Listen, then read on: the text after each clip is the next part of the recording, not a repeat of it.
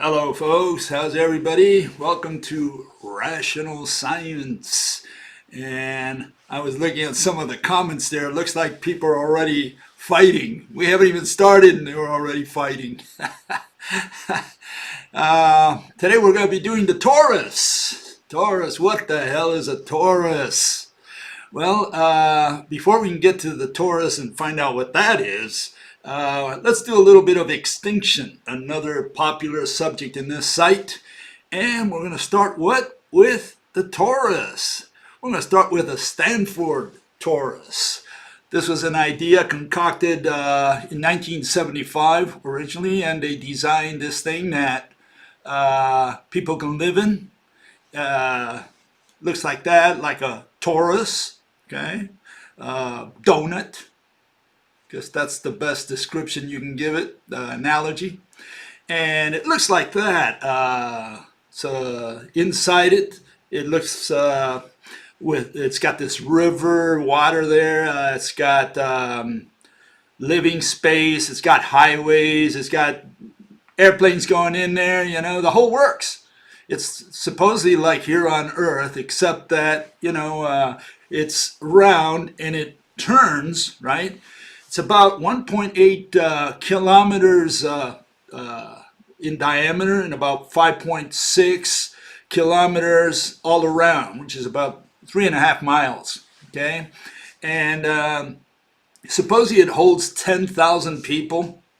It can house 10,000 people, and they would do farming in about, I think it was, if I read it correctly a while back, since I've read that, about a third of the Torus is living space, another third is agriculture, land, etc. And I can't remember what the other part was. I guess cattle or whatever.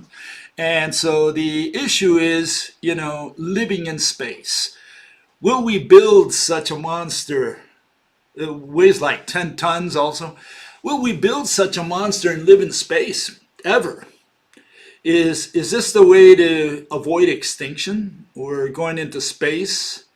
And you probably heard of the idea, but let me just mention it. One possibility here that comes to mind is that you can travel intergenerationally on one of these things, supposedly. Right? Or that's the idea, that's the proposal, the theory. You can travel on one of these things. You send 10,000 people on one of these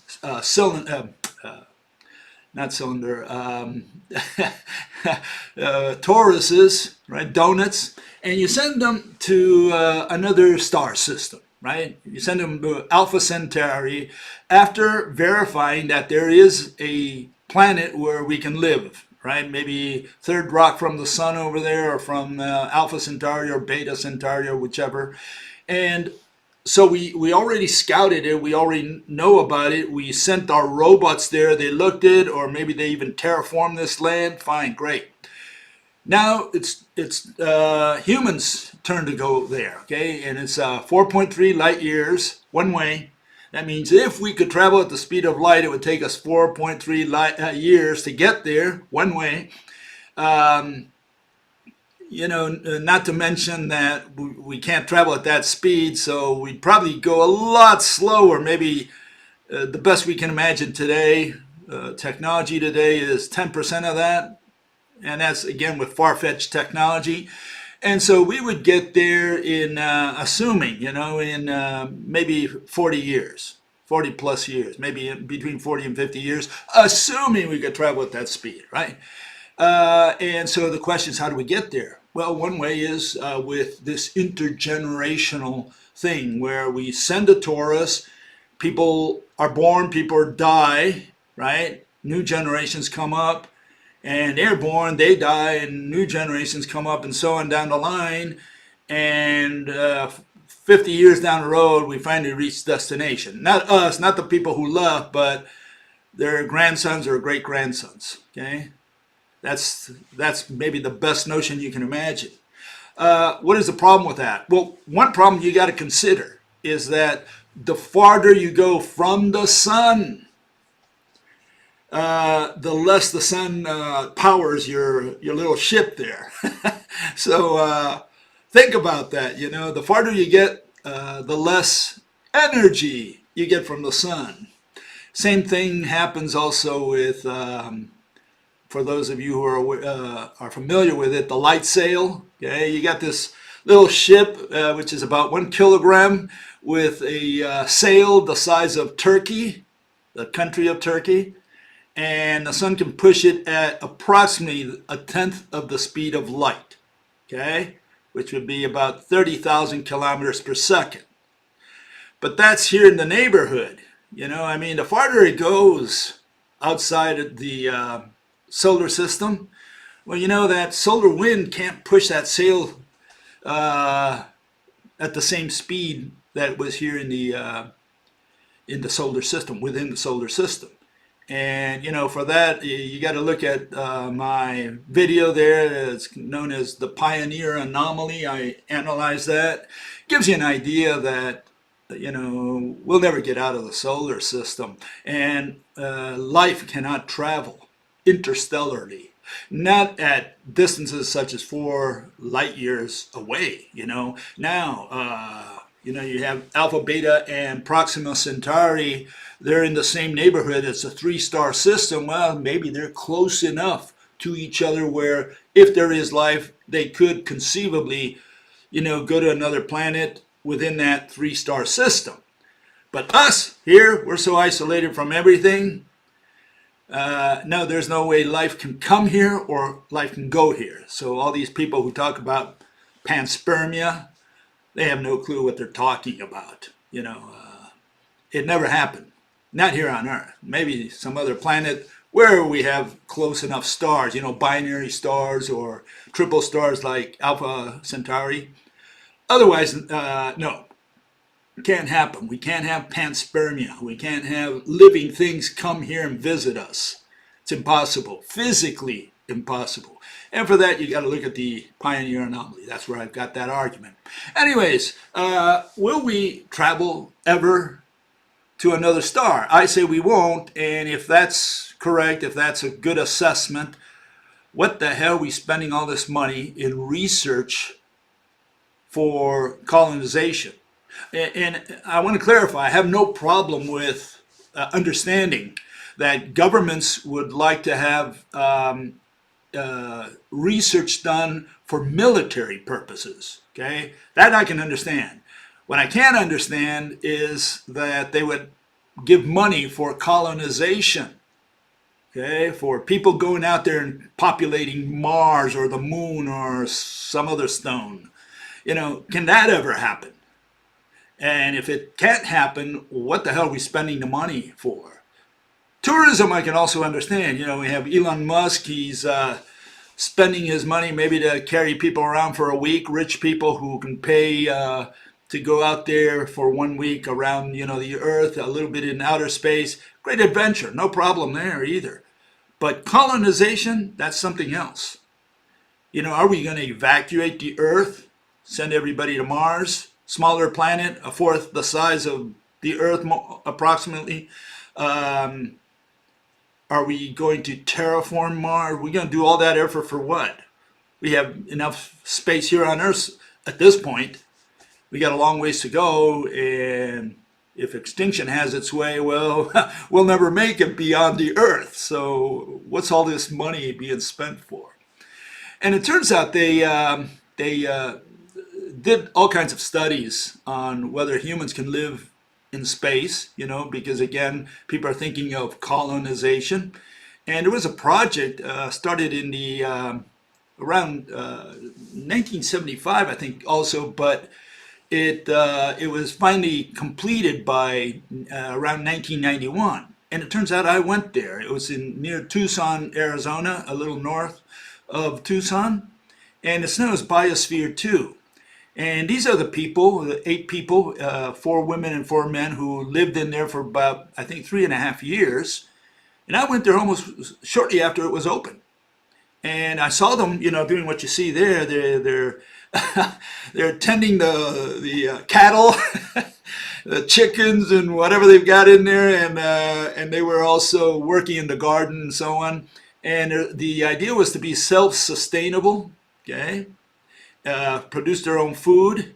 It's hermetically sealed. You got to go into through locked doors, special kinds of doors that will not allow any atmosphere to leave or any atmosphere to come in. And they lived there for quite a while, and they did all kinds of experiments, especially trying to figure out if they could live there. In other words, they decided to go to prison voluntarily for 3.5 years. And again, to learn whether humans can live in an environment, for example, in outer space, for example, in the Taurus, right, in the Stanford Taurus, if they could, live there. And there were all kinds of problems. Among them, apparently there was more CO2 being kept in there than O2. I guess the plants were not absorbing all the CO2 they were supposed to. And so that was one problem. Another problem was psychological. I guess they started getting into a few arguments. After a while, it was like marriage. They couldn't stand each other. So they had quite a few problems, and it was at least a good study in that sense. Okay? And the question is, humans like to go to all these extremes and test them out, research, find out if we could live in such an environment, for example, live in outer space. One of the things that they're considering, some of the factors that they're considering for when humans go to Mars, assuming we get there, right, is that, it's a long trip. You're talking about maybe 2 years. And one of the issues is, what happens if you get a appendix problem? You need an operation. So one of the suggestions was that all these people had to have an appendix operation before they leave Earth. Okay, things of that nature. The other one was, psychological. Can they stand each other? Will one guy go nuts up there, after 2 years and start killing people or whatever, So there's several issues that they have to consider before sending humans to Mars, okay? And so this is a good way of testing a lot of that stuff, find out, what kind of problems they run into, okay? And so, so those are some of the things you got to ponder if you're a Star Trek buff. Will we go to Mars? Will we go with a Taurus? Will we ever build a Taurus? Can we live in a Taurus? What kind of problems can we encounter with living in you could say in a prison? In a way, it's a prison, right? And you do have, the Skylab up there. You have this lab that's orbiting the Earth, and astronauts take turns, and they live quite a while, several months up there. There's the gravitational issue. They lose bone mass, etc. Physical things. But there's also the issue of mental. These people might go nuts up there, and so they test all these things. They really select their people and train them, hypnotize them or whatever to make sure they can withstand that entire environment. It's not so easy to say, "Oh, I'll just go into space. How nice," Well, there's a little more than nice. It's even worse than going to prison. You get stuck in a little room, and that's it. You're like in solitaire up there. Okay. Okay, some of these people, later on, the people who went into Biosphere II, they took a trip around the world in their little ship known as the Heraclitus. And again, they do research to find out, what kind of environmental problems there are. They meet different cultures. They look at certain things, and they make reports on what they find. They also learned a lot of shipmanship. Okay, how to run a ship and how to fix it and all the types of problems they run into. And again, the notion behind this is this notion of spaceship Earth, of being able to live out there in space like we live on Earth. Is that the future of humanity? Will we have a bunch of Tauruses orbiting the Earth or whatever planet and or the sun, and people living in there, 10,000 people in one Taurus, 10,000 in another. Hey, I got to visit my grandma, so I'll just take the next flight to the next Taurus, right? Is that how we're going to live? Jetson society, so to speak? I don't know. It was conceived in 1975. We haven't built a single screw yet for or bolt, for such an undertaking. It's just an idea, fancy idea. It's on paper. It's not out there. Will it ever be built? I don't know. But here we have an organization that started around the same time. It was initially started by Werner von Braun, who was the guy who ran the rockets for the United States after he was enticed to go from Germany to the United States. Okay, he ran the rocket program. And they created this, what it's called today, National Space Society. And this is what they believe in. They say, we believe that space development and settlement will occur most efficiently and humanity's prosperity will be best ensured if. And here they have the main points that they have in their goals. Okay, and it's every human being is given the freedom of thought and action. Every human being is allowed the opportunity to travel, live, and or work in outer space. Every human being is allowed the opportunity to own property in space or in other worlds. Great. The free market drivers of competition and profit are used. Okay, so capitalism, rampant capitalism, sounds like it was written by one of these narco-caps, okay, a narco-capitalist. That's what this all looks like, okay? National governments fund the research and development of space technologies deemed too high risk by their industries. Nations cooperate on space research and development and leave competition to individual companies. The fundamentals of democracy are applied to and incorporated by space settlements.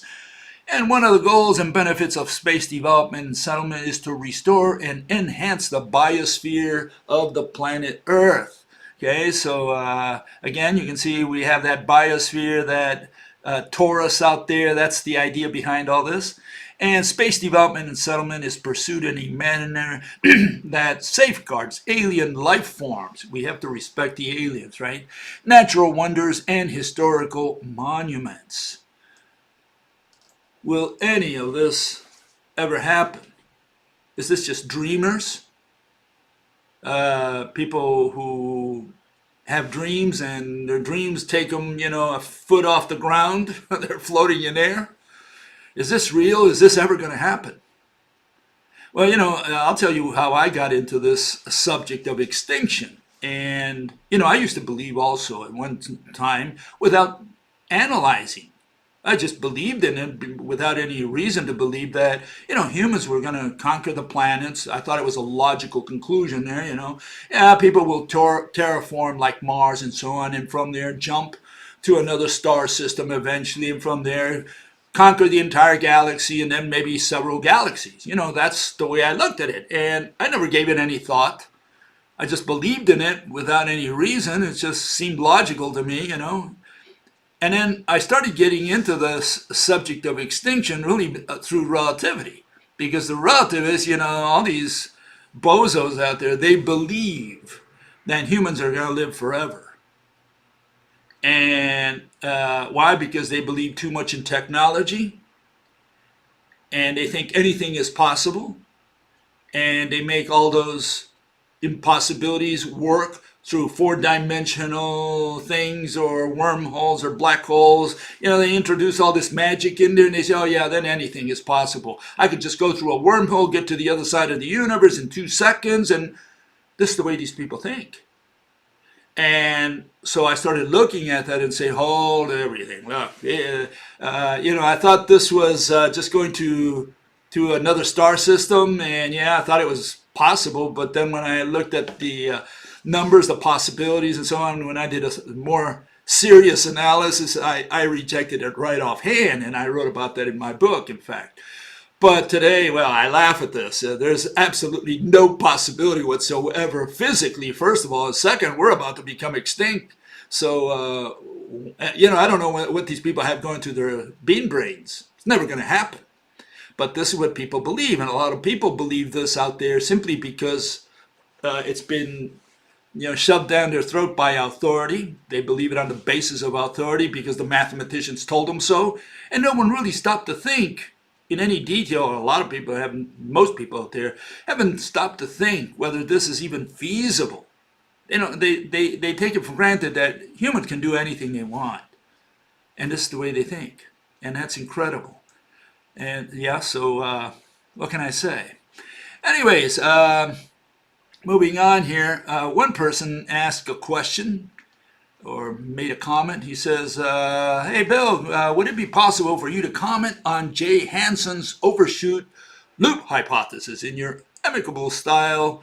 Here is the link to the website, etc. Okay. Now, I did cover Jay Hansen a while back. I learned the other day that he died.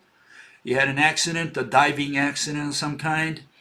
And yeah, I wrote about him. Anyways, here it is. Here's the page where I wrote about him in youstupidrelativist.com for those of you who are aware of the site. And you can look it up there. I put the link there, okay, so you can copy it and just go there if you're interested in finding out what I said about good old Jay. And one of the articles that came out of that site that he created, which is known as Die-Off, okay, if you look for Die-Off, you'll find that's Hansen's site. And in Die-Off, the article that most impacted me, which I loved a lot, and I recommend everyone should read it, it's this one, okay? It's a site, it's an article by David Klein and Klein? No, Klein. It's about reindeers that were introduced into St. Matthew's Island, up north near Canada, and an island out there near Alaska, that region. And after several years of monitoring these reindeer on and off, it wasn't like very scientific. It was just they went to the island every now and then, every couple years or whatever. And they looked at the reindeer and they found a lot of reindeer. At one point they did a population count of reindeer, and it had reached up to 6,000. And then the next time they went there, there were like 20 left. There was only one male and like 19 females, and they were all pretty much sick and ready to die. I think they managed to save them. But it's a great study in what is known as density-dependent birth rates. Density dependence. You should learn a little bit about that. And one way to learn is through that article. I strongly recommend that you read it, What Happened to the Reindeer. That was an actual case. Anyways, that was the article that I liked the most of the ones I saw at Die-Off by Hansen's site. And this is what good old Hansen had to say, okay? Essentially, this is his philosophy regarding what this fellow mentioned, the overshoot. And it's got to do with energy, okay? And that's why, I frowned upon a lot on Jay Hansen, because he tries to mathematize something that has no reason to be mathematized. He says energy is a key aspect of overshoot because available energy is always limited by the energy required to utilize it. Organisms are required by the second law of thermodynamics to dissipate energy. Power is energy dissipation for a purpose and equals force times flow, blah, blah, blah. Okay. Organisms evolved a bias to maximize fitness by maximizing power. With greater power, there's greater opportunity to allocate energy to reproduction and survival, and therefore an organism that captures and utilizes more energy than another organism in a population will have a fitness advantage. Well, when people talk about energy and fitness advantage and talk about opportunity to allocate this energy and talk about reproduction and survival, I know they have no clue whatsoever, okay? And so, I have very little respect to people that bring up those subjects in the context of extinction. And they say, well, the inevitable overshoot eventually leads to decreasing power attainable for the group, with lower ranking members suffering first. And what he goes through it here is the New World Order kind of thing, like saying the rich will try to dominate the poor. Essentially, that's his argument. So all these people, like Hansen, they talk about peak oil. They talk about energy, which has nothing to do with anything. They talk about the rich and powerful, how they're going to conquer the world and enslave all the poor people, that sort of thing. And that already turns me off. So let me just synthesize here. Okay, here it is. Okay, this is what these people are. They're environmentalists and conservationists, and which are all my intellectual enemies. Okay, these people have no clue whatsoever. Anyone who's an environmentalist, a conservationist, has no clue whatsoever. Why? Because they go off on tangents. And the tangents are, they talk about climate change, pollution, overpopulation, endangered species, crowding out of the animals, we're crowding them out, poaching, entertainment, the fact that we use animals in zoos and circuses, that we're slashing and burning the forests and the jungles, we're overforesting, and peak oil and energy.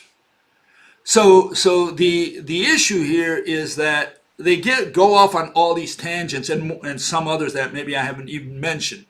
And I had a discussion with Guy McPherson, and again, he believes it's going to be an environmental catastrophe. He gave the date of 2026 as the last year for humans. He says that's when extinction is going to hit us. We may not disagree on the date. You know, I think it's coming soon. I can't say 2026. Can't say 2030, 2022. I can't say any of that because I don't know. I don't have a crystal ball.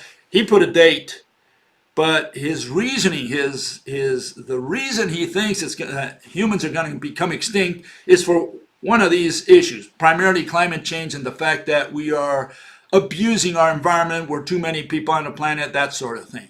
Okay, and none of those have to do anything with the extinction of man. Okay, in my humble opinion, my theory. Okay, my theory says something different, just so that people are aware that I'm not an environmentalist or a conservationist. Okay, and here's comparison side by side. Okay, this is evil Bill. Okay, this is what I have against these people. They take the discussion along irrelevant tangents. None of the issues that you see on the left and others, right? They raise cause extinction. Okay, none of them. Extinction has nothing to do with climate change, with overpopulation, with endangered species, none of that. Mass extinction, it's a food collapse. And I have a definition for that. Mass extinction, the disappearance of a food chain. That's what a mass extinction is. One food chain goes away, another one continues on as if nothing. Background extinction is the extinction of a single species, and it's caused by what? The overturning of the population pyramid. Okay? The mass extinction is the overturning of the ecological pyramid in contrast. Neanderthal, woolly, these animals that we tracked, they died in a background extinction. They died all alone. They died when their population pyramid overturned, and they lost genetic diversity. Both whammies at the same time. Man, we will not die in a background extinction. We will be the last of the hominins, whichever one you want to call, and we will die in a mass extinction together with all the rest of the mammals that are alive today. Okay, so just so you know that we don't agree with some of these people.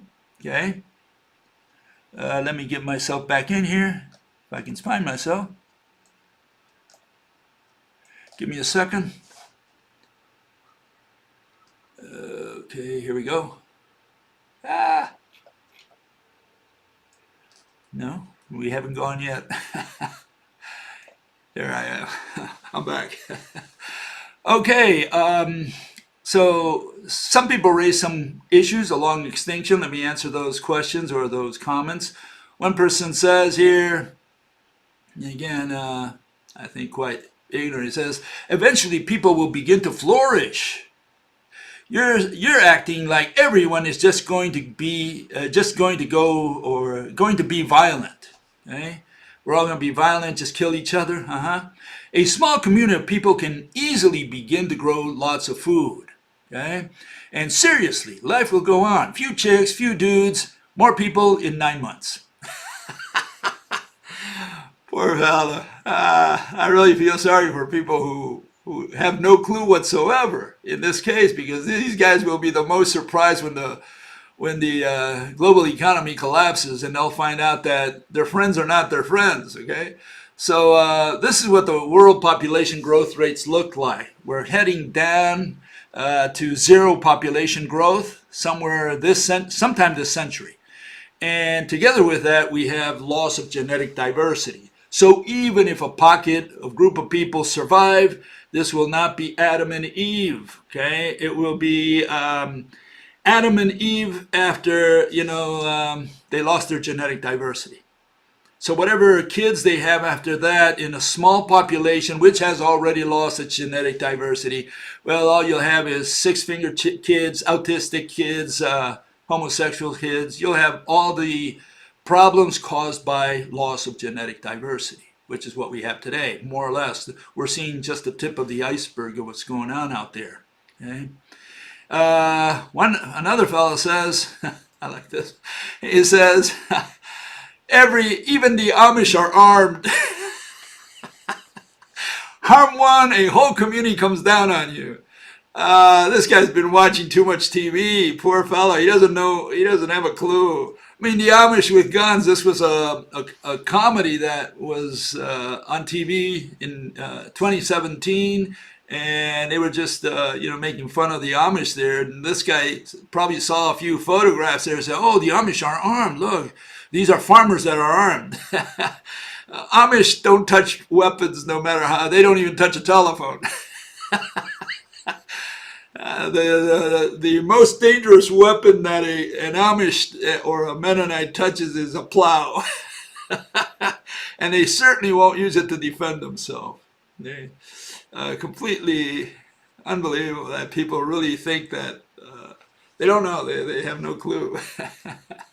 Okay, now this guy has said it right. He said, the guy with the guns and the will to kill beats the guy with the food. Absolutely.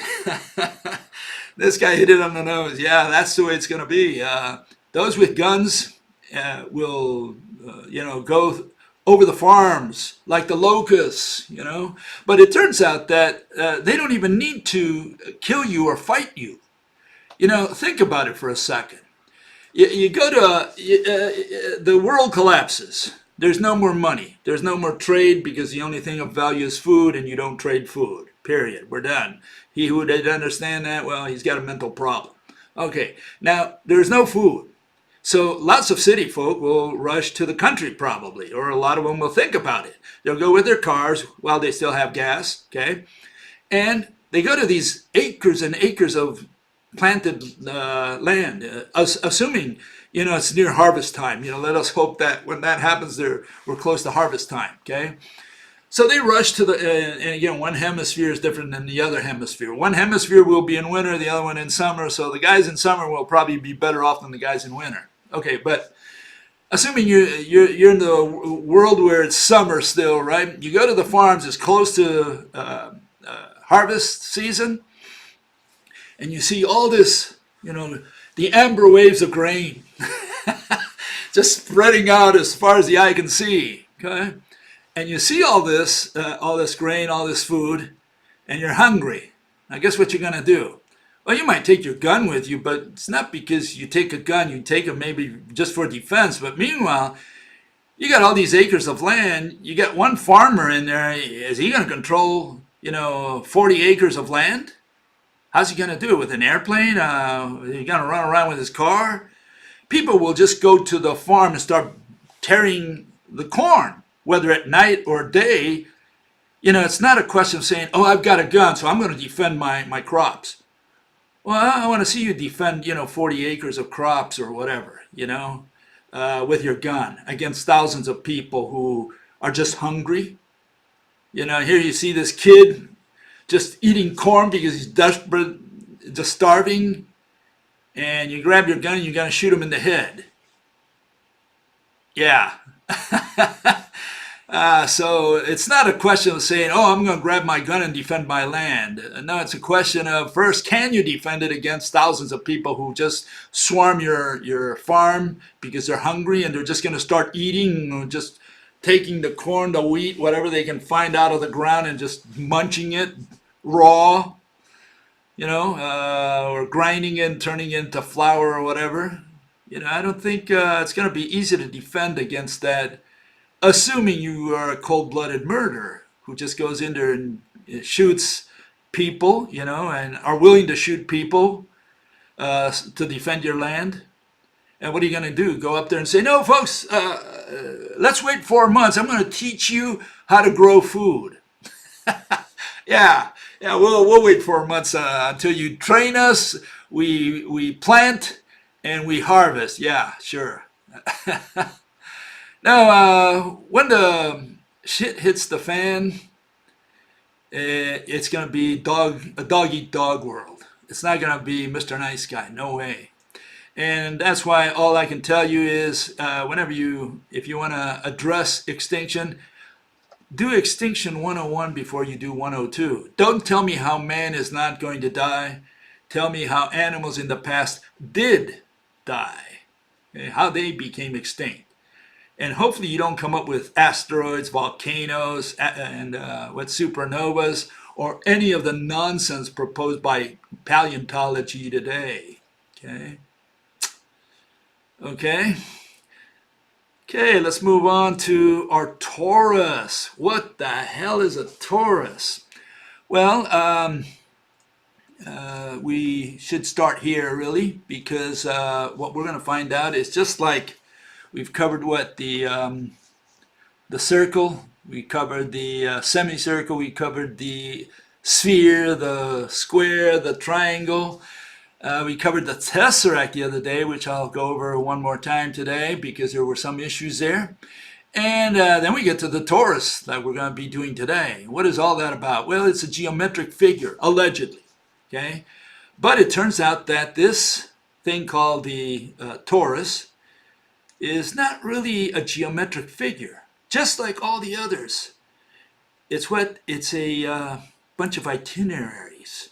It's a bunch of locations, and those locations, those itineraries, are swung around. So in order to understand, because people think that a torus is what you point to. That's a torus, a donut. No, that's not what a torus is. Not in geometry, not in the religion of mathematics. In the religion of mathematics, in the religion of geometry, trigonometry, and all that nonsense, a torus is an itinerary that is swung around. So you can't point to an itinerary that is swung around. You can't even point to an itinerary. You're just pointing to a film of whatever is a bunch of locations. That's all you're doing.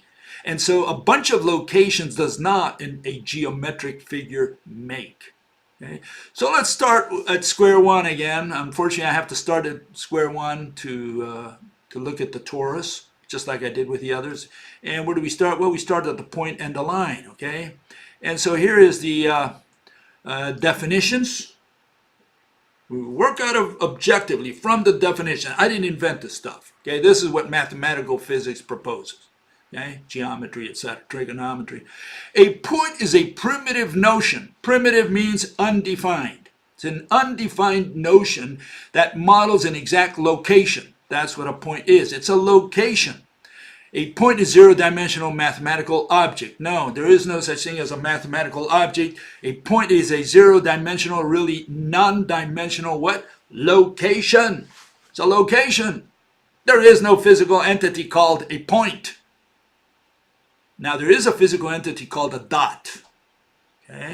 You can point to a dot.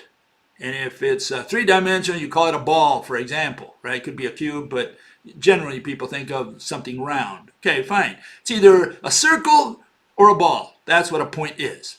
A line is a straight one-dimensional figure. No, there is no such thing as a one-dimensional figure. They're talking about itineraries. They're talking about locations. We have zero-dimensional locations. No, non-dimensional locations. One right after another. Building, constructing what is known as a line. And what is a line? It's an itinerary. It's a trajectory. Could be an orbit if it's circular.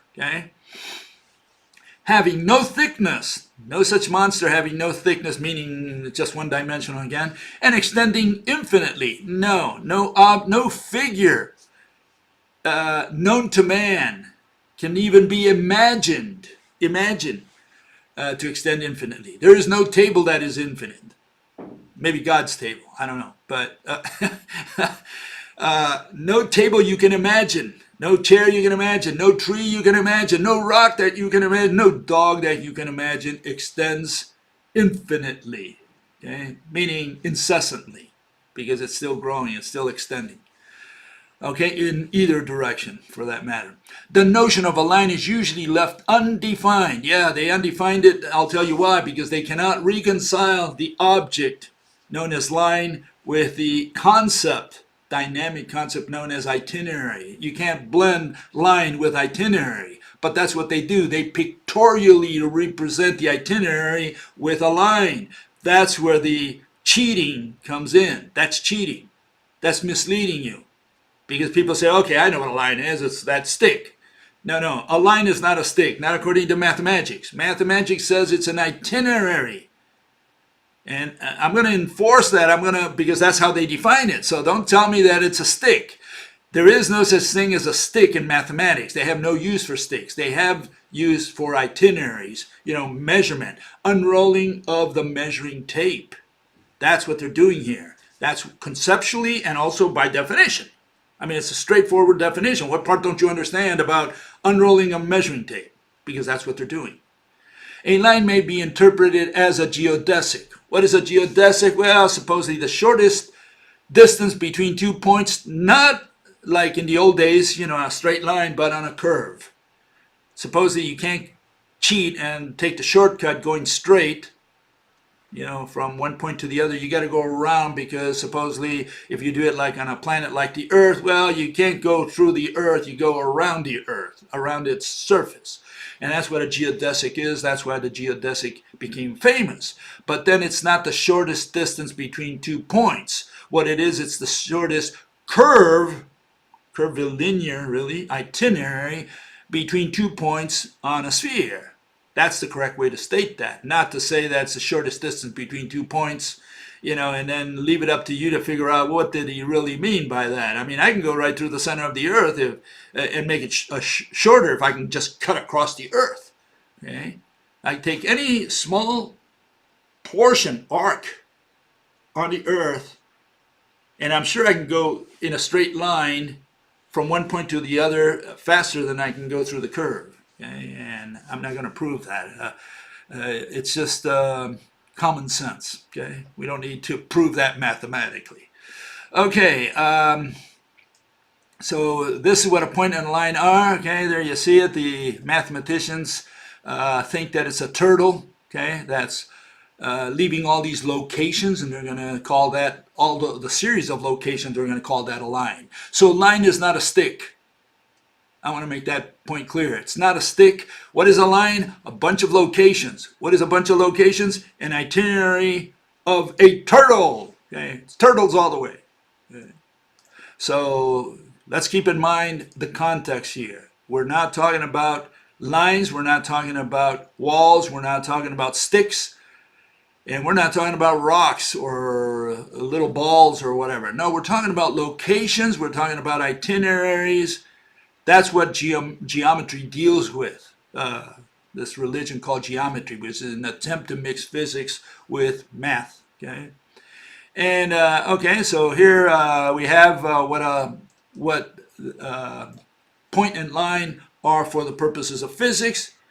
And in physics, it's objective. There's no second guessing here. It's straightforward. It's what you see in front of you. Okay, so I'm not going to mislead you. I'm going to tell you, look, what do you see in front of you? Well, the 2D point is just a circle. It's a round one. I'm going to do it with round ones because that's what people usually have in mind. You put a chalk against the board, it leaves more or less a circular pattern, unless you got a square chalk, I guess. But that's what it is. It's a circle. That's all it is. And what is a 3D point? Well, a ball.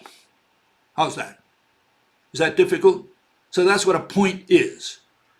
And we call it a dot.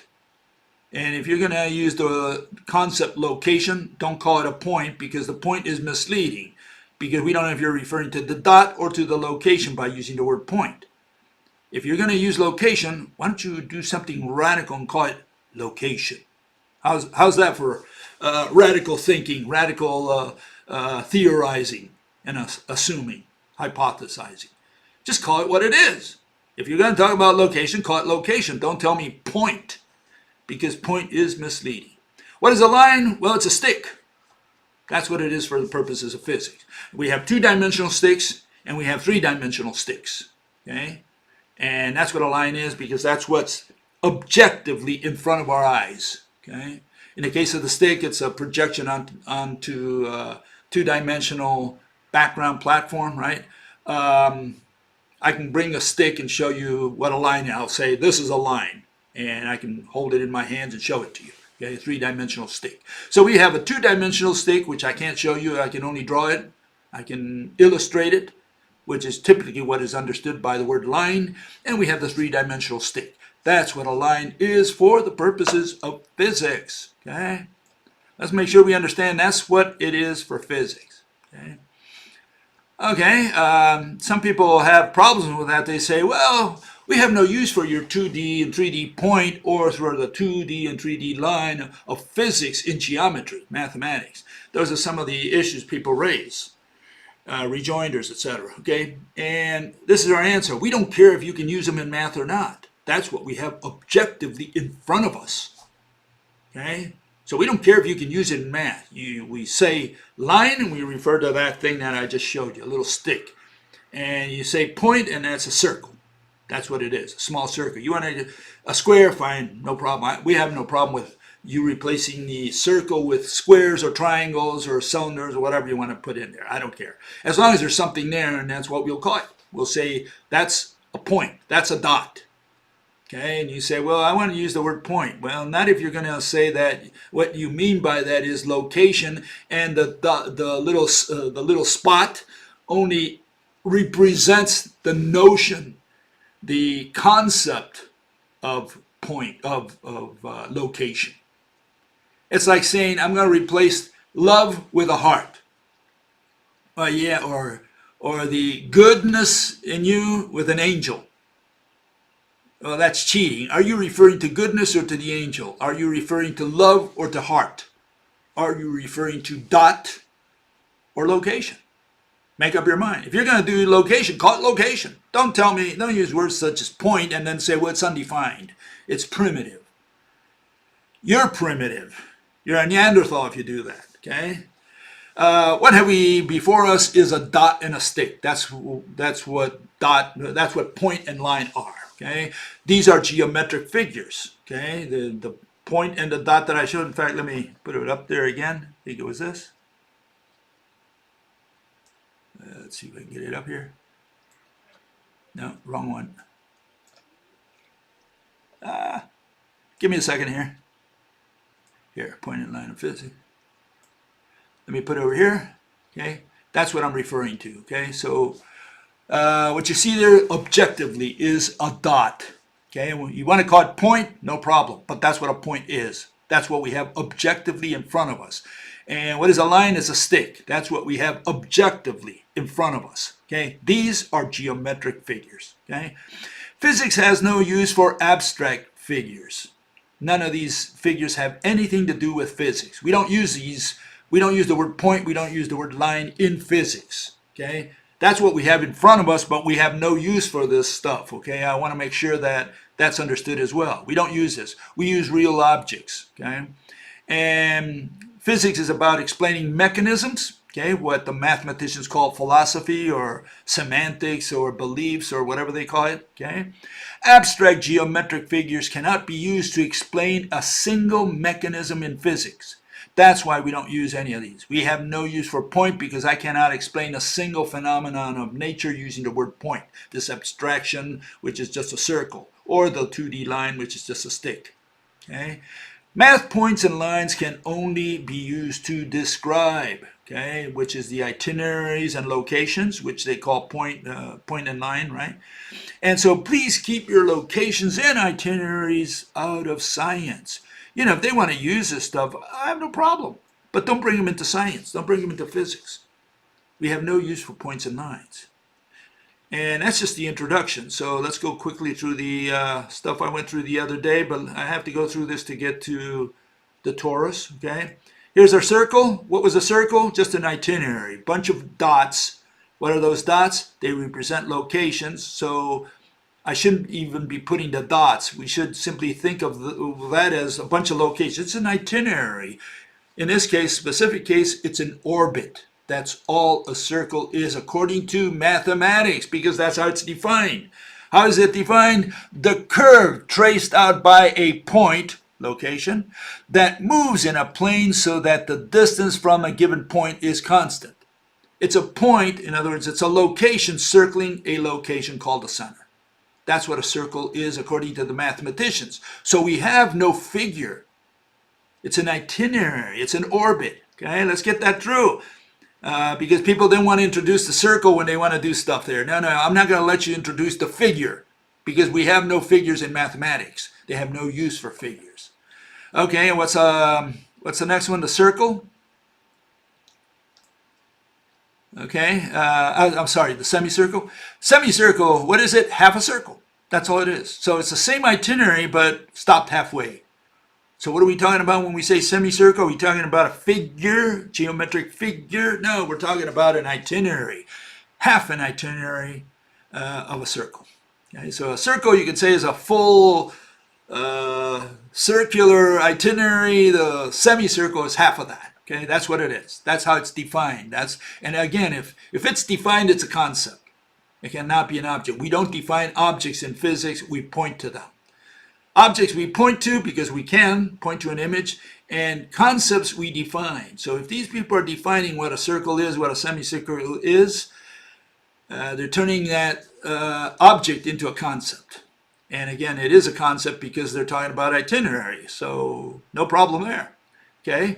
And so what is a sphere? Well, they get the semicircle and they twirl it around, and they call that a sphere. There's a definition, so you can read that a little later on your own.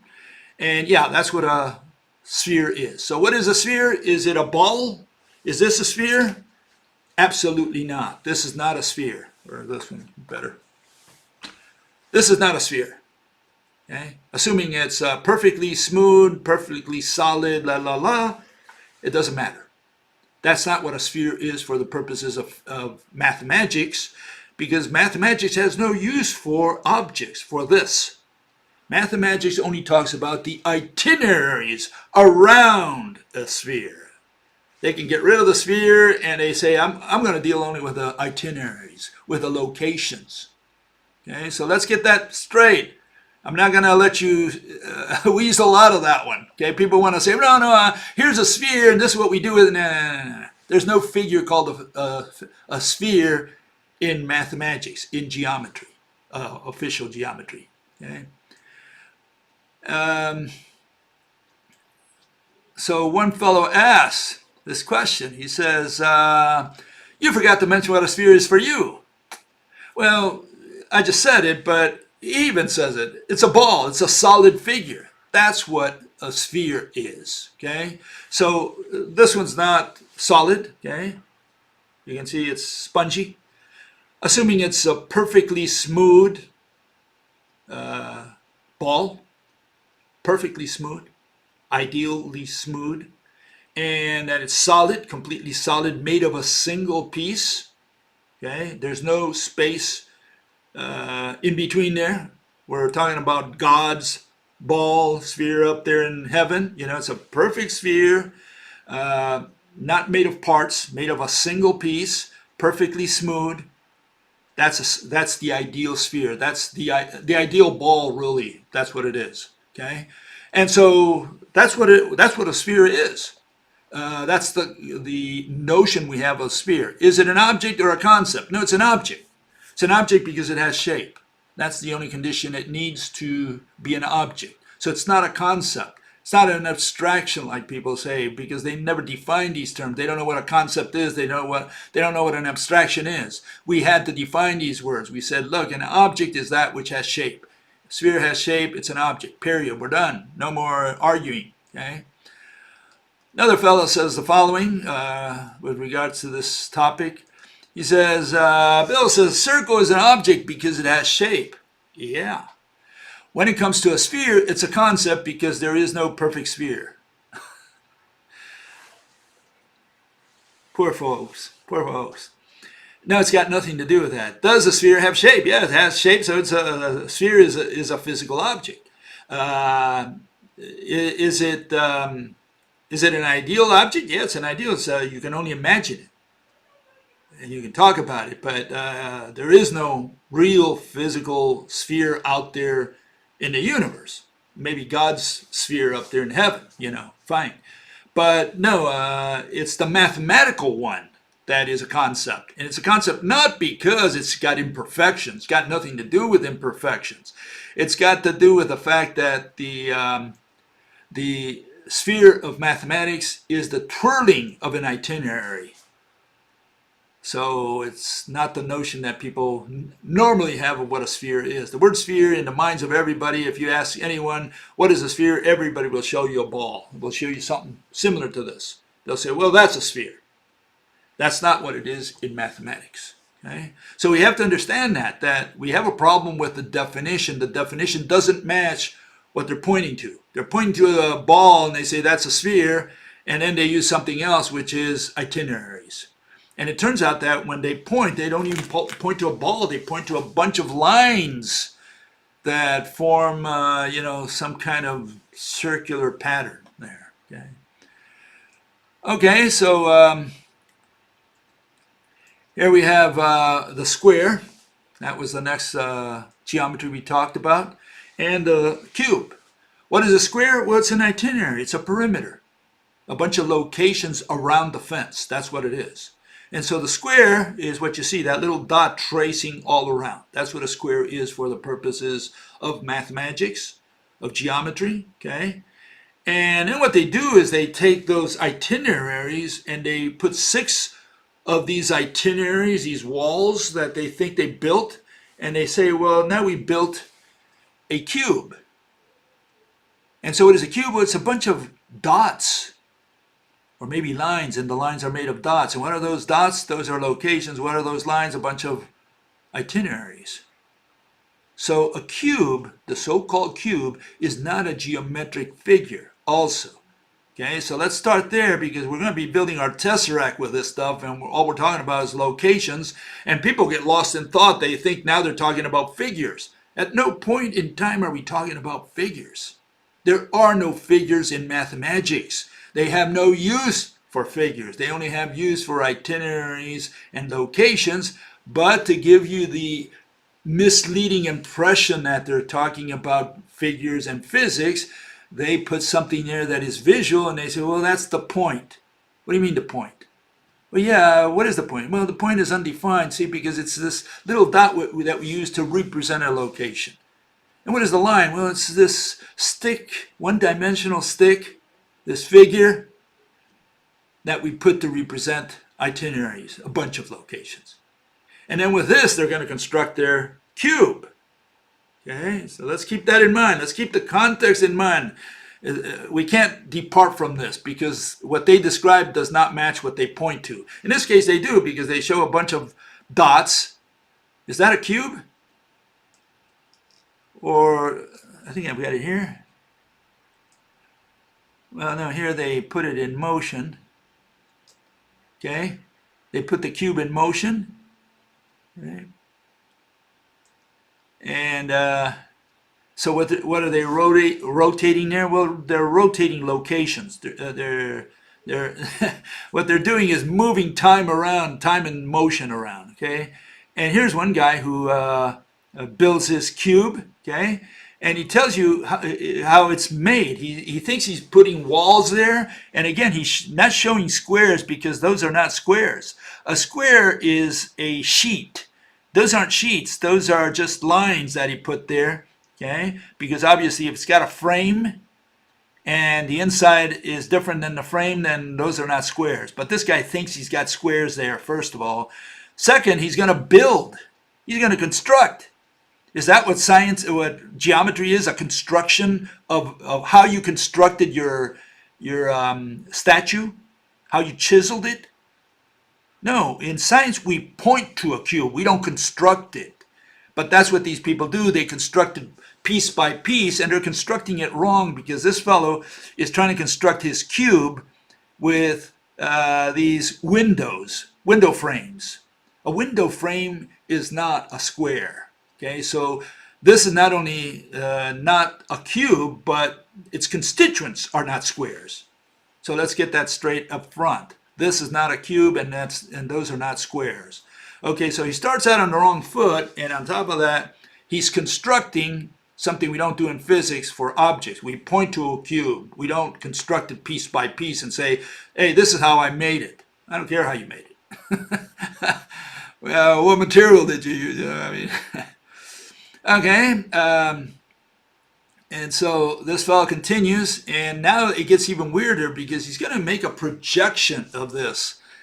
And that just, what he's going to be doing really here is really building a hologram. He's going to shine light on the cube, and he's going to look at the shadow on the wall.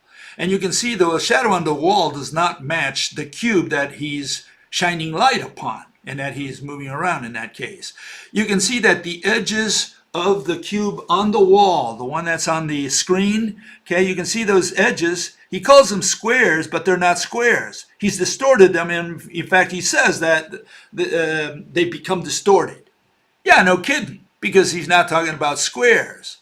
And one thing this fellow never learned, I guess all geometers never learned this, is that when you have a circle, here's a circle, okay, and again, this is a 3D circle, okay, just so that people say, oh, but that's not a circle. Yeah, it is a circle. People understand. Here you have a circle, okay?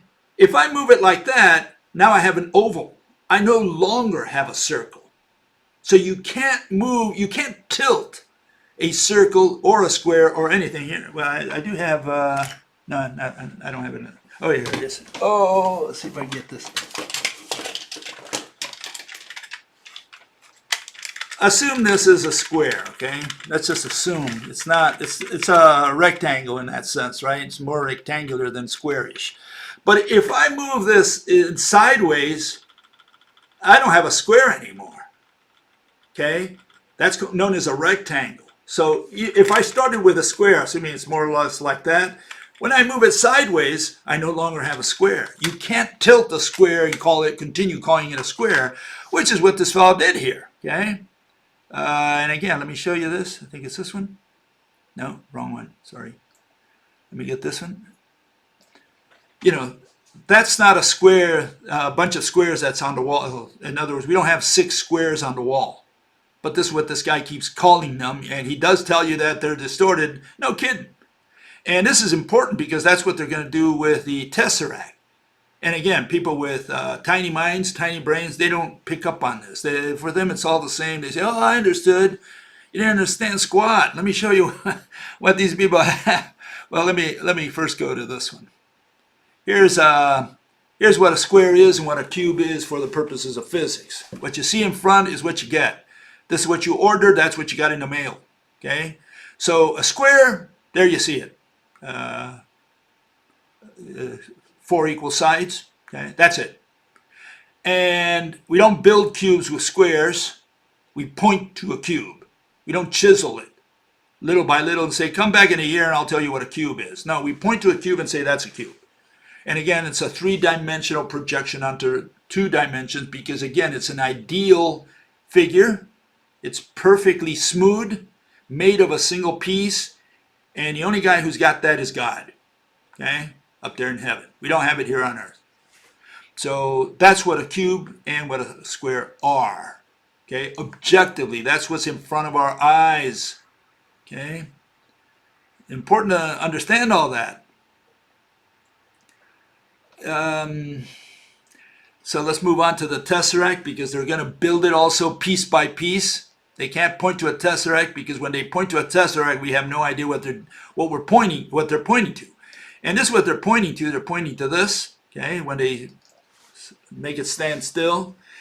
And, well, if you ask anyone to describe it, they would say, well, that's 2 nested cubes. That's what it looks like. except for the fact that they're united by those lines that connect their corners. And so what we have is a little cube in the center, and then we have an irregular figure, on the sides of it.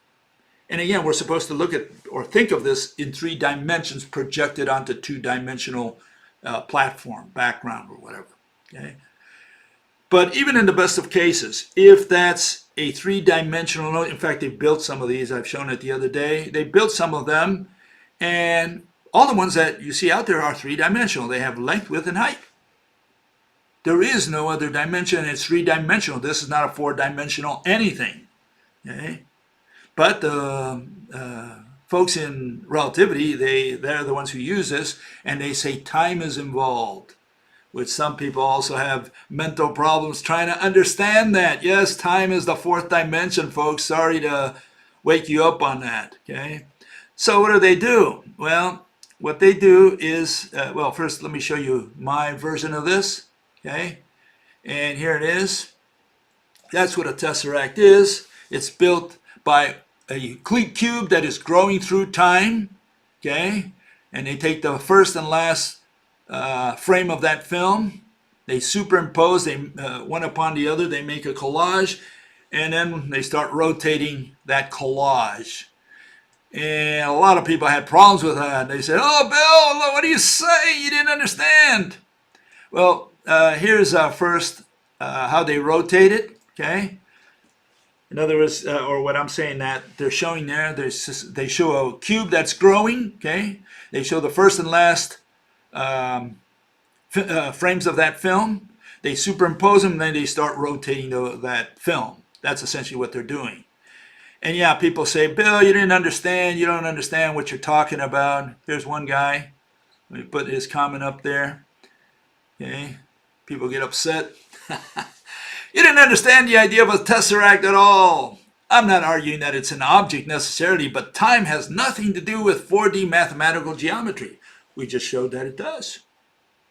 With 4, with 3, and with 2. With 1 even. You know, what is a line? Line is a bunch of locations. It's an itinerary. That's what a line is. And, if you're going to make a second location and a third one, you're involving time. Sorry to break it to you. And if a line, which builds up all the other geometries above it, is an itinerary involving time, all geometries, 100% of the so-called figures of geometry are made with time. All of them. There's not one, but show me one that's not made of time. Okay? So yeah, these people have mental problems. They don't understand this stuff. And they'll insist because that's how they've been educated. They've been brainwashed. They've been hypnotized in high school and college to believe that they were staring at geometric figures. I'm trying to clarify to them that they're not staring at geometric figures because they're not defined as geometric figures. How do you make a person who's been brainwashed like this fella here to understand that? You got to break his head, with my dough roller. That's what he needs. That's what he really needs. This person has, again, mental problems. I'm not arguing it's not an object, okay? He says, the time component of the movie of the rotating warping hypercube has as much to do with its shape as the time component of the movie of a cube rotating to show its 3D-ness. There are static depictions of the tesseract. Yeah, no kidding. They turn all that time and you don't even know what you're staring at. That's your problem. You don't know what you're staring at. You think you're looking at a figure because, I'm staring at a standalone figure. But that's not what they defined. That's not the tesseract. That's not the torus. That's not the cube. What they're doing is moving things around in front of your eyes, and they're showing you the last picture. They say that's a cube, and you say, "Oh, okay, I understand that. It's a cube. It's a geometric figure. It looks like a Rubik's cube, right?" No, that's not what it is in geometry. It's a bunch of itineraries only at the edges where the lines, that give it that frame. That's what it is. That's all the cube is. And the cube is what they're going to use to build, the tesseract? So guess what? Not only do you have motion and time, but it's a bunch of locations. That's all it is. And they're going to be twirling these locations around, this motion. They're going to be moving around. They're going to be moving time around. So yes, you are wrong, buddy. Sorry. Okay, try to wake up. Okay, you're the guy who doesn't understand. There are static depictions of the tesseract, just as there are static depictions of the 3D cube. Yeah, because you didn't understand what you're staring at. The cube inside a cube of a tesseract is not time slices. It's a projection. What is a projection? What we just saw a minute ago, a hologram? Is that what it is? Is that what a projection is? A shadow on the wall? What is a projection? See, these people don't tell you in detail what you're staring at, what they understood. They're just saying, you're wrong, Bill. It's a projection. Well, you didn't tell me anything. Okay, so until you clarify what you mean by projection exactly, are you talking about light, playing with lights? Is that what a projection is? A shadow? You block something from light and you get a penumbra or an umbra or whatever? Is that what it is? Completely irrational, perhaps, but in a much different way than what you are debunking. Well, no, I'm debunking the right one. You just don't understand what you're staring at. Okay. Another fellow says something along those lines. It's important to address these individuals so they learn something, perhaps, maybe. Sorry, but there is no small cube or growing cube in a tesseract, and none of the cubes are expanding. Okay. So you said, Bill, you're wrong. Okay, what's right? Let's find out what he proposes instead.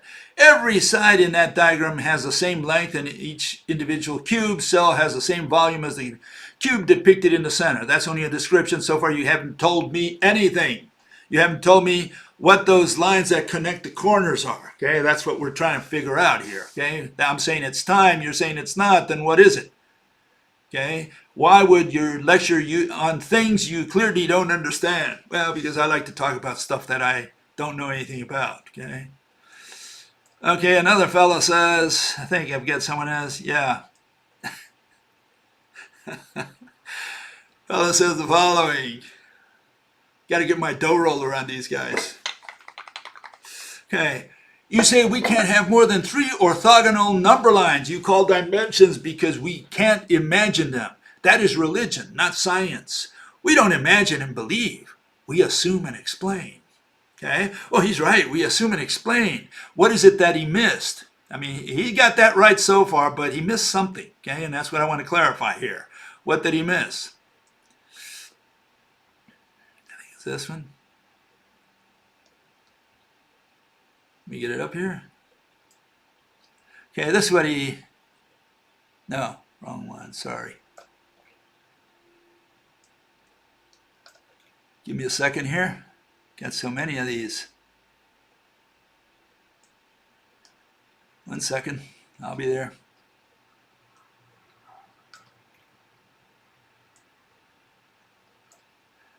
There it is.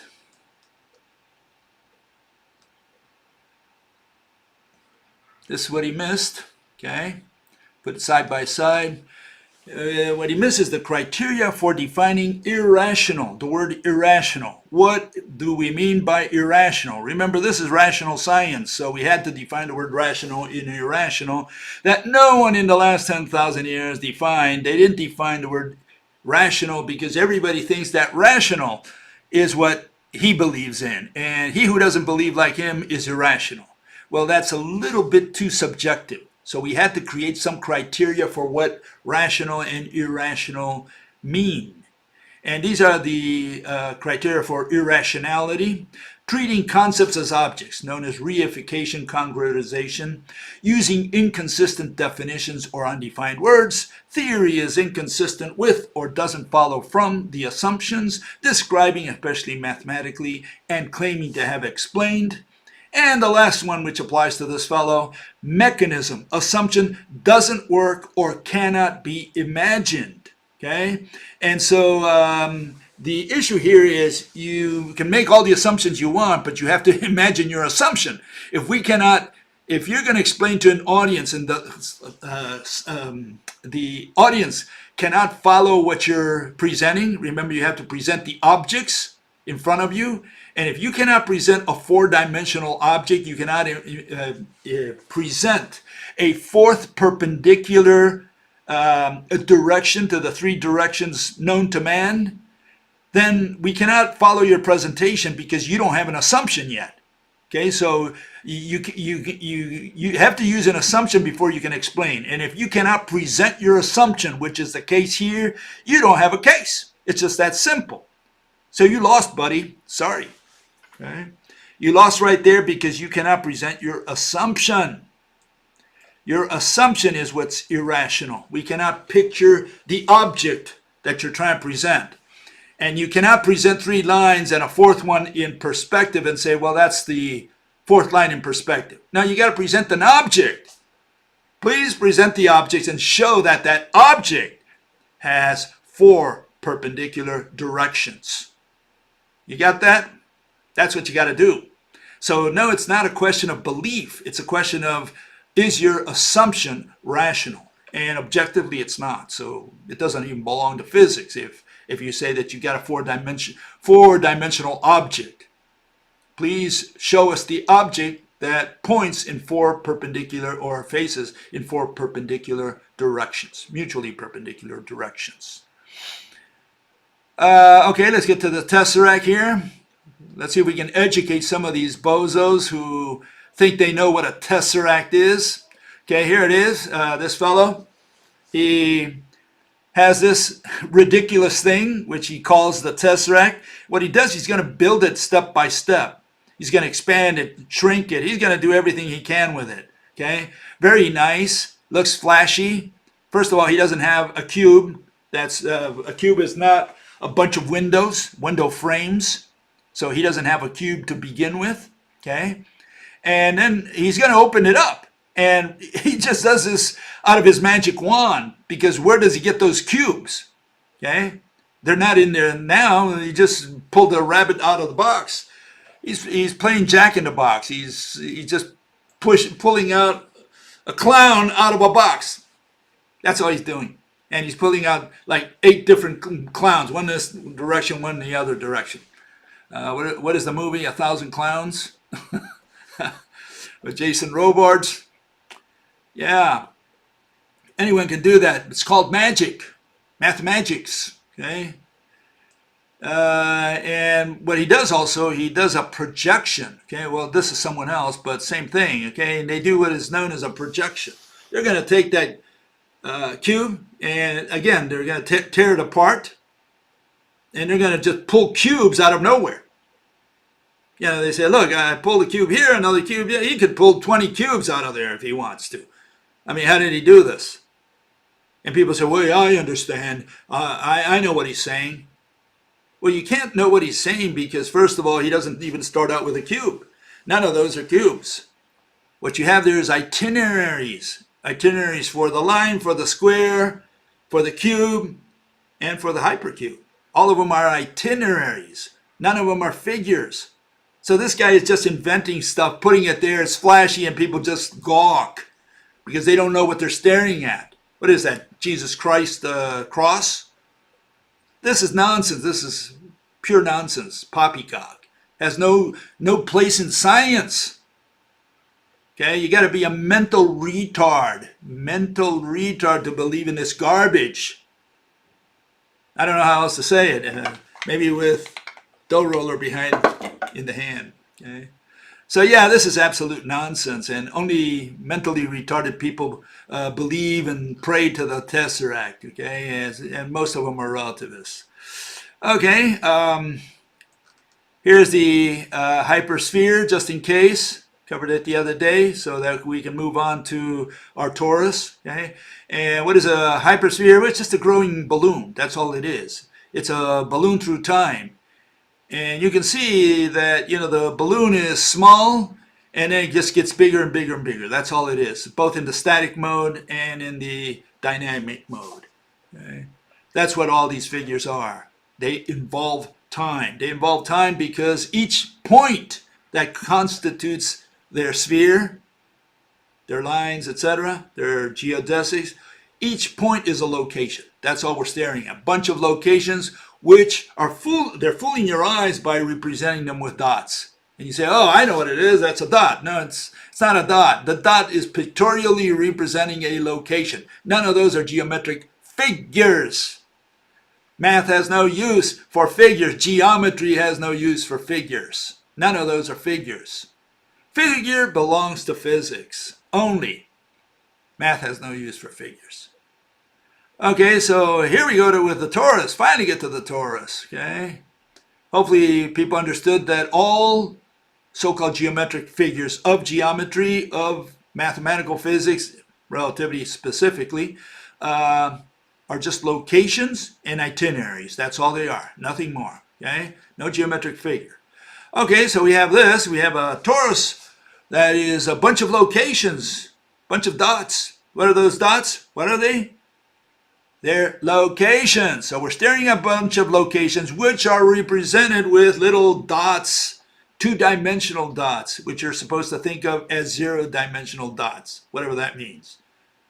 Okay, that's what you're staring at. So you're not staring at a donut. You're staring at a bunch of locations, and the only reason you can see those locations is they represented each location with a dot. Do we understand or not?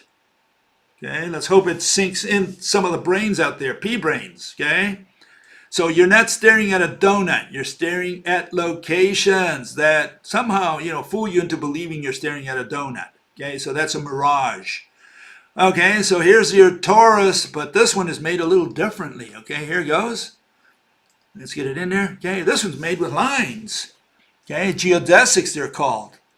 Shortest distance between 2 points, again, points, on a curved surface, okay? Okay, so we have two different kinds of toruses here. One is made of points, the other one is made of lines, but not really that different because remember the lines are made of points. So these two things are really identical. It's just that they give you the misleading impression in one case that it's made of points, the other one it's made of lines. But they're the same, they're all made of points, okay? So what is a torus? Well, we got to look at the definition so that we understand where we're at. And here's the definition, okay? This is the formal definition. Let me get myself back in here. Someone said to me, there is no flowing in or on a torus. It's a shape, a static object. Absolutely not. Learn what a torus is. For that, you got to look up the definition. This is from the Wikipedia, but you can find the same definition everywhere. Okay, here it is. A torus, okay, is a surface of revolution. What is a surface of revolution? Have you ever heard of that term? Well, if you took college physics or at least perhaps even in high school physics, a surface of revolution has to do with calculus, okay, with integration, okay. For those who took that, they know what I'm talking about, okay, but forget about that. Just a notion. What do you think a surface of revolution means? Is it overthrowing a government? Is that what revolution means? No, revolution means you're going to rotate it. You're going to put it in motion. You're going to build something by scanning, by sweeping. Okay, that's what revolution means in this context. Generated by what? Revolving. You're going to revolve this thing around the circle. You're going to revolve it around somehow. You're going to sweep. Okay? Revolving what? A circle in three-dimensional space about an axis that is coplanar with a circle. So what is a torus? It's built with circles. And the circle, remember, they said it's just the outer portion, it's just the circumference. That's the circle, according to some of these bean brains who think a circle is just the little ring. No, right here they're saying a circle, they're treating it like this, like, a plane surface, completely continuous surface. That's how they're treating it here. And they're going to say that that circle, which they call disk, some people call it disk, is going to sweep around and construct, build, through time, through motion. They're going to build the famous torus. Okay? Do we understand each other or not? This is what a torus is. It's a surface of revolution which revolves. It's a circle that's moving around. What is a circle? A bunch of dots, a bunch of locations. And again, there's two notions. One is the circumference and one is the disk. Which one is the circle? Well, we don't know. We'll find out someday, okay? Because they deliberately have it ambiguous so that you don't really know which one is the circle. Is it the circumference or is it the disk? So why do we need the word circle? I mean, let's just talk about disk or circumference, right? Why do we need the word circle? And yeah, they put these words in there and people get confused and then they think they're staring at a geometric figure when they're just looking at a bunch of locations. They don't even realize this. Okay, and so what do they do next? Well, they do the weirdest thing you can imagine, and that's you had that torus, right, which was swept around by a circle, right? What they're going to do next is going to put this thing in motion. They're going to twirl it around. They say, oh, the twirling donut or a torus or whatever.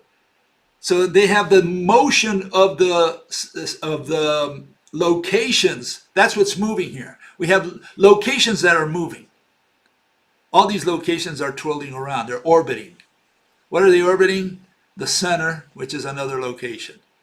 All we have so far is motion. We have no physical object in front of us. We have no geometric figure. All we have is motion, locations, lines. What are lines? Locations. What are circles? Locations. It's all location. It's all motion. It's all motion, time. There's not a single geometric figure in all of mathematical physics. Okay? Not even space-time, which we'll be dealing with. Okay? Okay, so now you know what a torus looks like and how ridiculous it is for these people to say, oh, we're going to twirl the torus. Okay? It is ridiculous because these people don't understand what they're doing.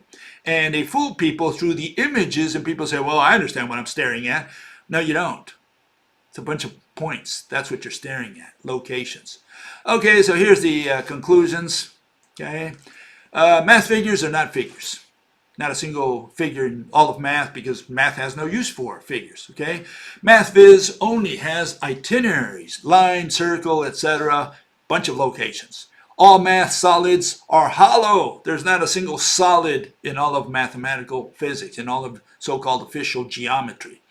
Tesseract, not equal to 4D. It's not a four-dimensional anything. No such thing as a four-dimensional object, and relativity specifically states that the fourth dimension is time. So when these people say that the tesseract is a four-dimensional object but it does not involve time, it's people who are mentally retarded, people who have no understanding whatsoever of what they're listening and what they're seeing. They don't understand what they're seeing, what they're staring at. So they are mentally retarded, and this is what I offer as a solution for those people. Okay? Tesseract is two nested cubes. That's the static image. That's what you see there. You see one cube inside another. That's it. And the fact that they built these things, okay, in real life. I should have put this up there, but some people have built it with sticks and Legos and whatever. They built two nested cubes. And that's what a tesseract is objectively when you have a static image. Just two nested cubes. What is a tesseract in real life? The notion these people want to convey to you is that it's an expanding cube. And that's a concept. That's not an object. That's not a figure. Okay? We're talking about at least two objects, the beginning and the ending object. That's known as two objects. Two objects is the definition of the word concept. Okay? Hypersphere, also not a 4D object, just a balloon that's expanding. That's all it is. What's a torus? Is it 4D? Because we have time, right? The torus is now spinning on itself. What are we talking about? Well, we're talking about time, right? Hopefully, we're talking about motion. You just saw it in motion. So is that a four-dimensional donut? Is that what you're going to tell me? I mean, when you see it static, you say, well, that's static. That's a three-dimensional donut. Fine. How about when it's twirling? Now we have motion. Now we have time. Has the donut turned into a four-dimensional object because now it's rotating on itself? It's got time. So again, a boy standing still, he's three-dimensional. But as soon as he moves, he turns into a four-dimensional boy because now time is involved. Now you have a clock to time him. This is the issue. Okay? Torus, bunch of locations and itineraries. That's all the torus is. And when rotating square, cube, tesseract, whatever, etc., mathematicians are spinning motion. They are spinning time. They are spinning a web of nonsense, of poppycock. Okay? Okay, let's get on to some of the questions and comments people made. Okay. Oh, I had another. This is what we should do with people who talk about tesseracts and so on and think they are looking at a figure. Okay. This is what I recommend, okay? What do you think? What to do with mental retards who construct figures piece by piece? Put them in a stockade. Yeah, these are people who have mental problems. I mean, if they can't understand something simple, which is kindergarten stuff, really is for kindergarteners. I don't know. I don't know what to say. These people don't need a physicist. They need a shrink. They need a psychiatrist to handle them. Okay, here we go. Here are the questions and comments, but I'm going to start here. Here's the case first against anyone who proposes see or touch as a criteria for defining the word object for the purposes of physics, for the purposes of science. In ordinary speech, yeah, people think that an object and exist are synonyms and they are things that you can see or touch. Not so in physics. In science, we have to define the word object, which is very crucial because you can't do physics without an object, the golden principle of physics. Okay, so we need to define that word object very, very carefully. And it turns out it's very simple. The only property an object has, all objects in the universe, the universal property of objects is shape, form. Synonyms, two synonyms. Shape and form, the same thing in physics. Not in ordinary speech, but yes, in physics. So you can't see or touch the Klingon. That's on the other side of the universe. I already went through that. Here's a picture of that. Let's put that up there for those who missed it last time. Here's our dear Klingon. He's a gazillion miles away. Okay, can you see his sphere? Can you see his cube? His table, his dog, his tree? No, you can't because he's a gazillion miles away. Okay, so if you can't see or touch his table, his tree, are those not objects? Do they not exist because you can't see or touch them? If you're blind, then he doesn't have an object. So yeah, you can't use the see-touch criterion because we can't see or touch every object in the universe. Okay? You can't see a circle. You can see a circle, but you can't see the air. Okay, and you can see and touch see and touch requires a second object.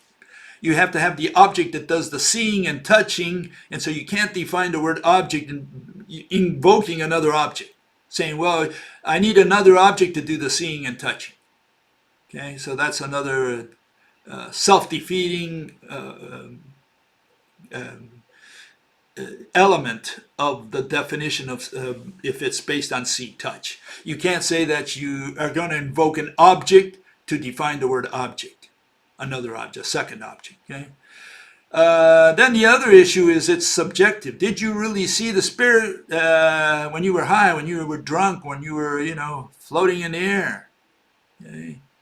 And if you don't see or touch your mama today, does she stop being an object? Does she stop existing because you can't see or touch her? She's in New York and you're in California. Hopefully you better have a better criteria, otherwise your mother disappears, okay? Does she cease to exist?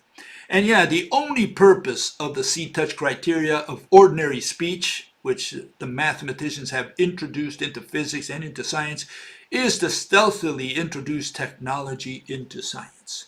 That's the only reason. They say, let's go to the lab, okay?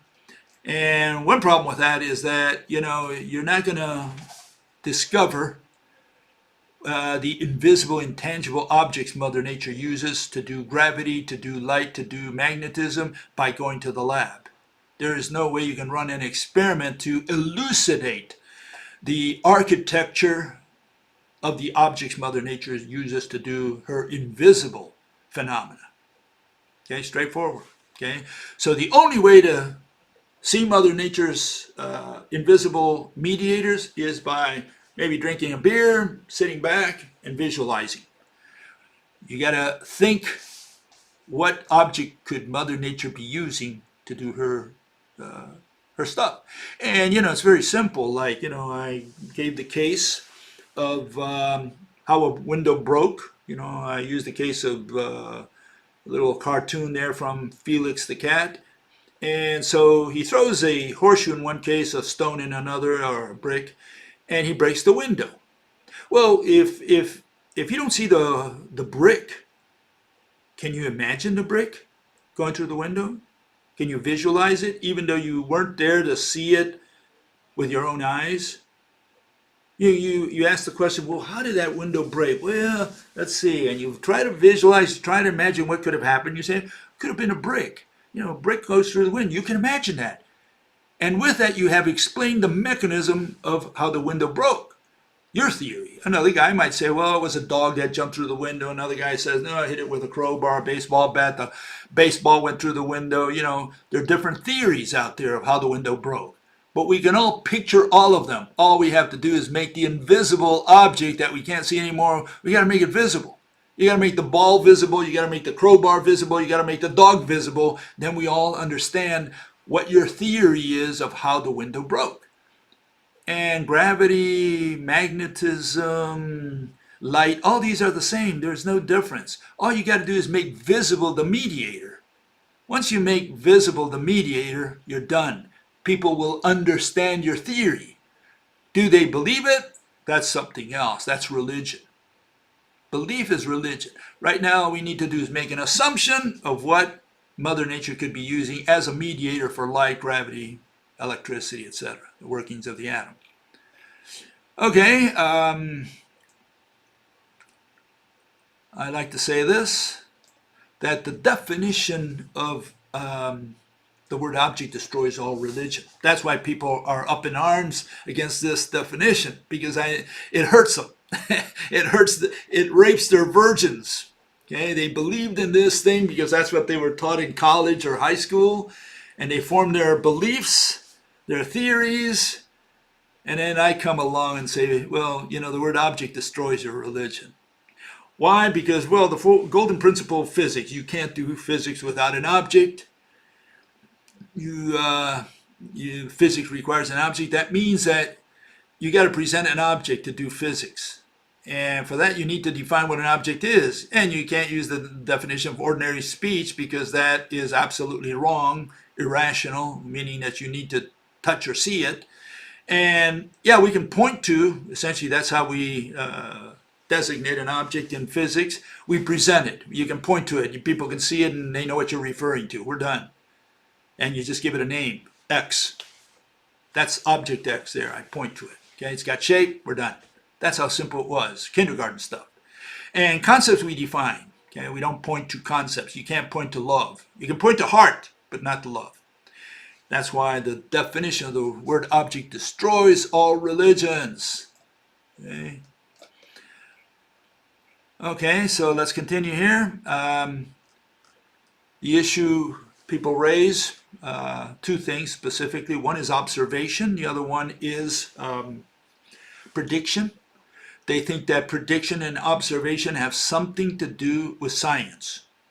Okay, that's what they've been taught. That's what they memorize in high school and college, and that's what they repeat because that's what they've been taught. That's what they learned. That's what they memorized, and they learned it through authority. Okay, and so the issue is the following. Where do you see the word observation in the scientific method? Right there. Okay, science, rational explanations. Do you see the word observation anywhere in there? That's the scientific method. So if you don't see the word observation, you don't see the word prediction either, okay, then we're done. You can't say that observation is part of science. You can't say that prediction is part of science because You don't see it in there. You don't see the word, or you don't even see a provision for it. Even within those words, there is no provision for observation or prediction. So where did you get this notion that you need observation and prediction in science? Please justify it. Okay? And if you say, well, I don't agree with that definition of science, good. Get in the ring and fight for your definition. Let's see if you can defend your definition of science. Let's see what your science is all about. I'd like to hear it, okay? And I'll be bringing my dough roller. Okay, yeah, and there is an issue there with prediction. Let me put it up to you so that you can see where I'm coming from with this prediction issue. Let's say you predict that tomorrow there's going to be an eclipse. Okay, 2 o'clock, 2:05 exactly. It turns out everybody looks up at the sky, 2:05, and there's an eclipse. You were right. And people say, oh, what a genius. He was able to predict that there was going to be an eclipse. Okay, he probably figured it out because he's been following eclipses for the last 10 years, and he discovered that an eclipse happens every 10 years after so much time, so many minutes, so many days, etc., right? And he knows exactly, he calculated what the recurrence is, when the thing happens again and again and again. Okay? So he calculates that. He can tell you, he can predict exactly the date, time, and minute and second it's going to happen. And everybody says he's a genius. Look, he can predict when it's going to happen, when the eclipse is going to happen. The question is, does he know why there is an eclipse? What causes that eclipse? Is it the same thing to predict and say it's going to happen at 2 o'clock in the afternoon? And why? Well, because it's happened like that every 10 years, and so I know it's going to happen again. That's a prediction, but you don't know why. What causes that eclipse to happen?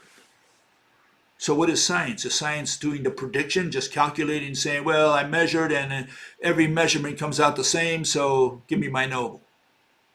Or is science saying what caused, understanding what causes an eclipse to happen? So this is why prediction has nothing to do with science.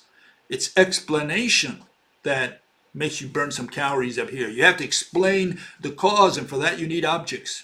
You have to explain a mechanism. That's where you got to break your brain. But to say that you calculated because you, by experience, you realize that the eclipse happens every 10 years. Okay, so what? We give you a Nobel for that because you found a recurrent theme, something that happens over and over again. You just spotted that and calculated that. Is that what science is about? So no, neither observation or prediction, neither one of those have anything to do with science. And again, they're not part of the scientific method. Okay, here's I think a fellow asked the question. Says the following: one of the few intelligent folk out there at least came with a very interesting question. I liked it. Since we don't use antonyms as definitions, instead of defining space as that which doesn't have shape, would it not be scientific to define it as that which is apart from shape, or maybe that which contours shape? Okay, which has been used as the definition in previous lectures, or maybe just plain nothing. Can we use the word nothing and say space is nothing? Could space be the concept of possible locations? Could it be the concept of contrast in a single object? Okay, well, first of all, he's proposing something. That's good. He's not saying, Bill, you're wrong. You got it wrong, you're irrational. I'm proposing something in the alternative. That's the way people should debate. Not say you're wrong and then just close the door behind him, which is what all these religious folks do. This guy's proposing something in exchange. Now let's find out why all his proposals are, I'll call it wrong, they're really irrational. Okay, and let's find out where the inconsistency lies. Okay, so let's show this. Let's put it side by side. Okay, and these are the problems with what he's proposing. First, object is not a synonym of shape. Shape is the universal property of objects. Okay, shape is what an object has. It's not equal to. Okay, the antonym of space is not shape. The antonym of space is object. Okay, so space is not an antonym of shape, and neither is object a synonym of shape. Space is an antonym of object. Nothing is equal to space, so you can't use the word nothing to define space because nothing is a synonym of space and of vacuum. And then we can't use the word location because location needs to be defined after we define the word object. Okay, you need an object to have location. What is location? The set of distances from all objects to the one in question, the target object, right? And so you need to define the word object before you define location, and with that you have the antonym, which is space. So you can't talk about location until you define first space and object. Okay, and then you also must define, he said, could it be a concept? Well, no, because you must define the word object before defining the word concept.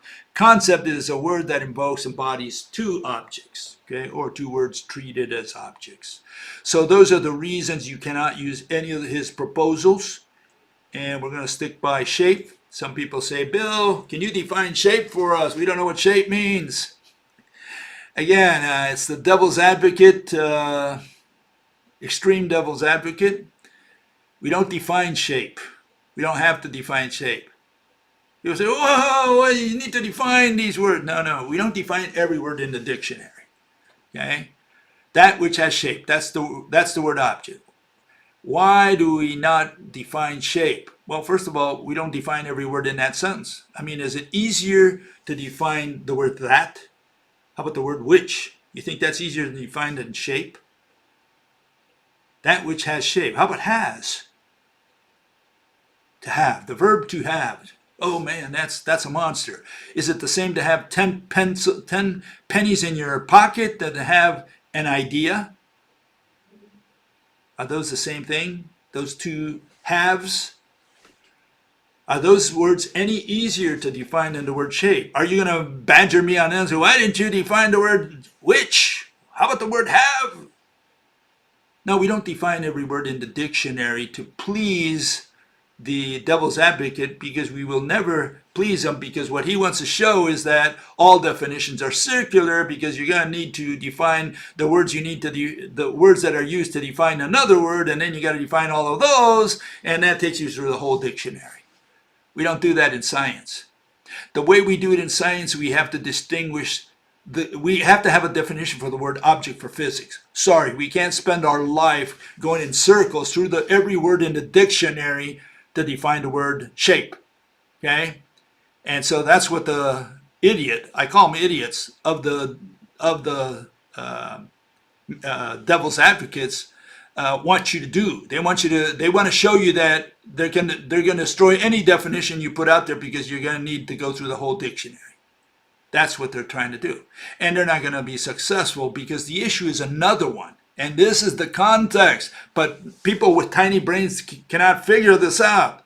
They really have a mental problem, okay? A very serious mental problem. And this is the issue. The issue is that when we define the word object, we have to distinguish what the idiots of mathematics have, which is see and touch and shape. Do you know the difference between see and shape? Do you know the difference between touch and shape? Because if you don't, you need to see a psychiatrist. That's the issue. The issue is that you got to compare shape against the other criteria that are used to define the word object. We can't leave the room until we define the word object, because we can't begin to do physics unless we have objects and unless we define the word object. So you can't say, well, I'm going to take you through the whole dictionary, Bill. No way. We don't define every word in the dictionary. We need a criteria for the word object, and that word is shape. If you don't know what shape is, go to kindergarten, or or elementary school, first grade, and they'll tell you what shape is. Okay? Maybe you skipped going to kindergarten, maybe you skipped going to elementary school, and that's why you don't know what shape is. We learned those when we're 4 or 5 years old. So if you don't know what shape is, then you got a serious mental problem. And the issue there, again, is not the fine-tuned definition of the word shape. Irrelevant, totally irrelevant. What we need to know is the difference between shape and mass, shape and volume, shape and touch, shape and see. We need to distinguish between the criteria that we're going to use to define the word object. That's the issue. Right now, we don't have a definition for the word object, and that's the one we need for physics. Okay? We don't need the word shape for physics. We need the word object. Shape is a property of an object. How do you tell this to mentally retarded people? People autistic, people who suffer from Down syndrome. Okay? So yeah, you can't take us through the whole dictionary. It's not going to work. You can go alone through the whole dictionary, through every word in the dictionary. We don't have to do that. Not in science. Okay? Okay, and I think this is the final issue here. Final question, final comment. Fellow says, geometry is a branch of mathematics. No, it's not a branch of mathematics at all. It's half and half. In fact, there is no science called mathematics. Mathematics is a language. It's known as hieroglyphics. Okay, that's what mathematics is. Just a bunch of symbols that represent concepts. So mathematics is a language. Like Chinese is a language. Like Greek is a language. And to some, mathematics is Greek to them. Okay? But geometry includes the science known as physics and the language known as mathematics. Okay? Figures belong exclusively to physics. Okay, so the figure belongs to physics. And it turns out that geometry doesn't use figures at all. It uses what? Itineraries. Math has no use for figures. Math only uses locations and itineraries. And I'm talking about official geometry as well, what's being taught in high school and college, okay? Possibly in elementary school. Math deals with measuring and calculating, okay? Which are totally outside the bounds of physics. In physics, we don't do calculations. We don't use math at all. We don't use equations. In physics, we have to explain, okay? We have to explain mechanisms. We have to explain how Mother Nature does gravity. We have to explain how Mother Nature does magnetism. We have to explain how Mother Nature does light, electricity, the workings of the atom. That's what we have to explain. We have to explain the mechanisms. Once we figure those mechanisms out, we're done with physics forever. There is no more physics after that. We have figured out how Mother Nature and Father Universe and God and the devil run this place, this world. So all we have to do is figure out the mechanisms and we're done. There's no more physics after that, no more science. All we have after that is technology and descriptions, mathematical descriptions. Right now we only have to figure out how Mother Nature does these invisible tricks that make our world work. And for that, there's only one way, and that's visualizing the invisible, intangible mediators. Okay? And then the circle belongs to physics. Okay?